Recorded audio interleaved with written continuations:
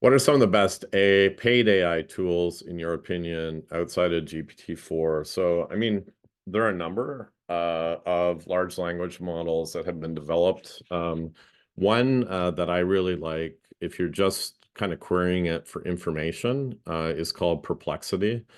So if you just Google Perplexity, you'll find the tool, and you can almost use it like Google. It synthesizes information across many sources and gives you a result. So it's not giving you a link to an article. It's going to synthesize the articles. But what I like about it is it actually gives you a reference of all of the locations where it pulled the information from. And so that's one that I really like. But if you're looking at different different actual there's another one I actually just met with a company this morning. It's called Boodlebox. It's out of the US, but what they do is they have an interface.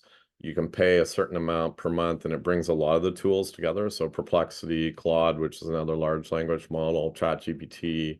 They build a lot of GPTs for special purpose use for small businesses. So there are a lot of tools that are coming out. In fact, many tools. Hard to navigate through them, but those are some of the quick ones that I would point out at the top. So yeah, there are so many options on which one to use. Where do we start to look for which one is the right one? You're in a health-related field, to privacy is of the utmost importance. Yeah, so I think what's really important here, there are certain applications. So a lot of these tools or applications are getting verticalized. And what I mean by that is you'll have a tool maybe coming in where they are purposely setting it up, for example, for the healthcare sector. An early version of tools that I see like this is one I just mentioned, like a Boodlebox. Now, what they do is any information you're putting in your queries, your documents you upload, or so on, they actually vectorize. It's held in a vectorized database, so they don't even have access to the actual, readable format of the content. But there are many different levels of security, and depending on the type of information that you may be adding, it becomes even more important. So when you get into, personally identifiable information, other pieces, it gets even more important. But I would look for one that's purpose-built, but you absolutely should make sure, that it meets the requirements of your due diligence around the data that you're using.